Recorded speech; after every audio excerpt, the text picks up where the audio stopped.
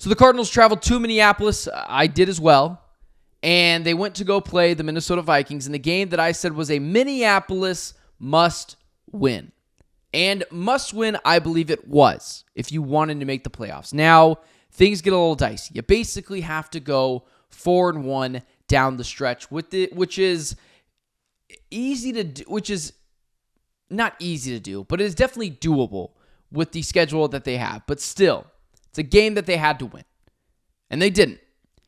And there's a lot of blame and argument and dialect that is going towards either side of the ball. There are some people that are like, oh, the defense can't give up 6 points on the last drive. Well, gave up 23 points to a Vikings team who was shredding people offensively all year. The defense gets zero blame. In fact, Jonathan Gannon and Nick Rawlis, for that in particular statistic, the defense and how well they played, get a gold star. I thought they couldn't have played much better. And they still continue to show that they can do more with less on the defensive side of the ball. Maybe these defensive players are just good, and I have no idea what I'm talking about, but a defensive gem from the Arizona Cardinals. And then there are some people that are blaming Jonathan Gannon for some clock management nonsense or not going for it on fourth down. I'm struggling to decide who deserves the biggest slice of blame pie in this game, because I don't want to be seen as a Kyler Murray hater. That's ridiculous. If you think I dislike Kyler Murray, you are ridiculous. I wore the guy's freaking jersey to the game this week. I went full fanboy this week. That is not me, but I wanted to let loose a little bit, have a little bit more fun. No, I did not like that in that reaction video I was wearing a Cardinals beanie. It's hard to go after the team if you're wearing their memorabilia, but I am a fan of this team. It's a team that I grew up watching, and I became a fanboy for the weekend. But I am back as Colin Cowherd says, America's honesty broker. But I guess I would say I'm the Cardinals' honesty broker. I love Kyler. If you try to paint me as a Kyler Murray hater, go for it. That's just some extreme copium. I wore the dude's jersey to the game this weekend. Kyler is an absurdly talented player. But if we act like he deserves no blame for this weekend, what are we doing as a franchise? If you want to act like everything is fine at the quarterback position because you're sensitive to talk about if we have the guy or not, that's a you issue, man. And I won't stand for it. I won't do it, regardless of what people think. I've praised Kyler earlier this year, and I will continue to do so when he plays well. And I'll praise this team when they play well. But I'm not just going to blindly or turn a blind eye to some of Kyler Murray's horrendous decisions. I thought Kyler played great for 2.5 quarters of this game. And then it got really dicey. And when pressure came up the middle, it seemed like earlier in the game he was still finding guys, and he ran the ball really effectively. If you get rid of one of these interceptions and you take that one interception and it turns into a touchdown, and Kyler Murray's stat line is 31 for 45, 260, 2 touchdowns, an interception, and 48 passing yards or 48 rushing yards, we are having a completely different conversation. But the difference between elite quarterbacks and good quarterbacks is that interception. That interception to Byron Murphy was inexcusable. And you can go bird box and put a blinder or a fanboy glasses because you're really sensitive to talk about the quarterback. You can do that. I'm not going to. I am on record saying Kyler is absurdly talented. If you want to paint me as a Kyler Murray hater, go for it. Because I want to hold people accountable and this team accountable so that they're good when we need them, so that they understand that we won't take mediocrity. Go for it. I'm not sensitive to that. You want a Cardinals fan page? Go find one. This ain't it.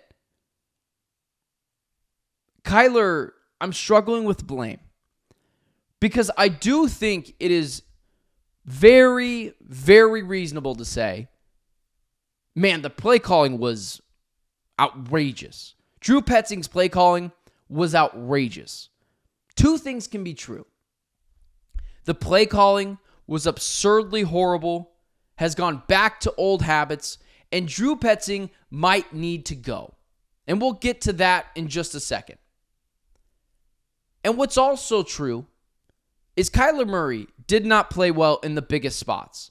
And the biggest question of this game, and the biggest question still of Kyler Murray is, can he be consistent? Can he be great in big spots? This was a must-win game if you wanted to make the playoffs. You basically got to go 4-1 down the stretch now. And the intentional grounding that basically took away points late in this game was horrendous. The interception to Byron Murphy was horrendous. Those are two game-changing plays. And if you don't want to hold Kyler Murray accountable for that, if you don't want to say he holds a big slice, a big old heaping blame pie, because you're too sensitive to talk about the quarterback position, that's a you issue, that ain't a me issue. Because those things are true. Kyler has to be better. He has to be. It's year 6. You could not make that horrid pick and intentional grounding call late in those games. Both of those things turned into points the other direction and took off points for the Arizona Cardinals. So if you don't want to hold him accountable for that, you go right ahead and do so. If you want to put on the bird box blinders, you go ahead and do so. I'm not going to do that. I'm not going to. Kyler has to be better in those spots. It's year 6, man. There's no excuse for either of those horrendous decisions. So that's the blame for Kyler, who I thought played extraordinarily well for like 2.5 quarters. Controlled the clock, made good decisions, but also you can't ask Kyler to throw 45 times and you win this game. And then that shifts me over to Drew Petzing, that I want to have an honest conversation about. Drew Petzing is coaching for his job this weekend against the Seattle Seahawks. There was a sliver in this season where he got rid of the bad habits, stopped dinking and dunking, and stopped portraying an offense that should be done for a quarterback game manager with a ton of weapons. That's how he's calling games. He's calling games like he has Tyrod Taylor as his quarterback, and he just doesn't want him to screw it up.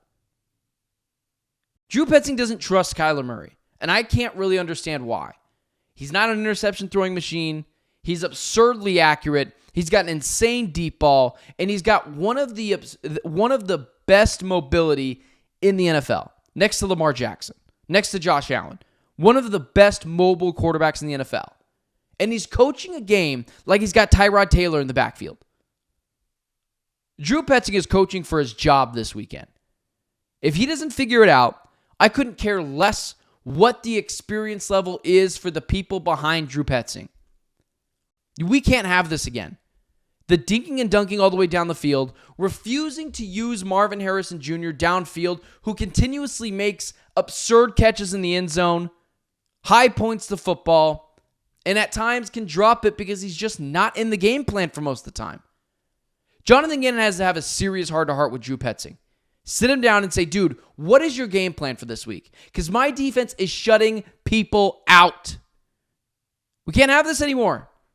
I've heard Drew Petzing from people that I know. I won't give out sourcing. It's not right to do on the show. But have all said he's an amazingly nice guy. He will sit and chit-chat with you for hours. He's a really nice guy. And he seems like that. He seems like a really good dude. I couldn't care less. You have got to get in this guy's face. You've got to let him know this is not okay. Because I think it is firmly down the middle, the blame pie this weekend. I think Kyler owns a huge chunk of it. 40%. I would say the coaching staff and absurd clock management issues own 10% of that. And I'd say 50% of the blame goes to Drew Petzing. So I'd say large chunk of the blame pie goes to Drew Petzing, then Kyler Murray, then the coaching staff, absurd clock management. But that's what it is. That's what it is. That's the issue. And you can put on the bird box blinders and say everything's okay. Kyler Murray has to be better. And if we are going to just put on these bird box blinders and say Kyler Murray should not be allowed to have blame, that's you telling me you don't think he's that great either.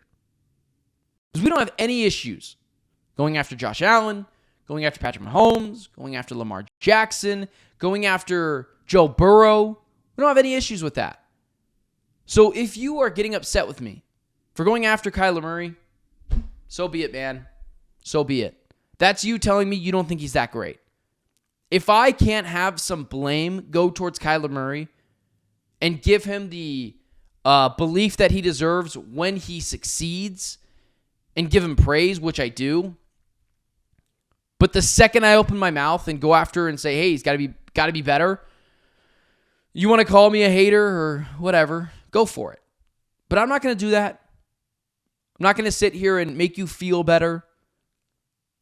If we can't criticize players on this team, that being the most polarizing, in Kyler Murray, you're telling me you don't really believe he's that good because you're so sensitive to it. Because no one, when you go after Joe Burrow, Patrick Mahomes, Lamar Jackson, Josh Allen, when you go after them, no one thinks that when you say, oh man, they're just not very good. No one argues with you. They just say you're an idiot. You have to be willing to accept these kind of talks when it comes to Kyler Murray. It's just what it is.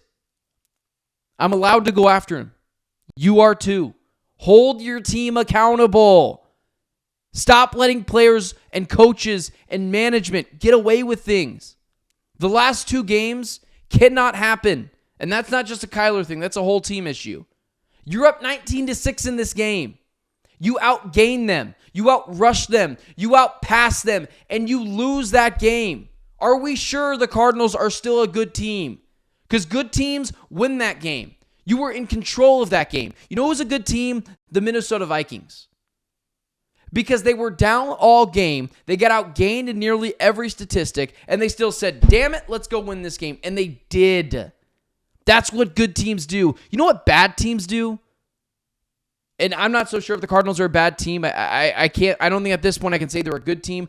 I can say that they're an inconsistent team by half to half, quarter to quarter. But you know what good teams do? They don't give up at home down 19-6. They go march down the field and beat the other team convincingly in the second half when it matters. Hold your team accountable, man. Hold your freaking team accountable. Take off the fanboy sunglasses. Take off the bird box blinders. Cardinals, this loss is the worst loss of the season.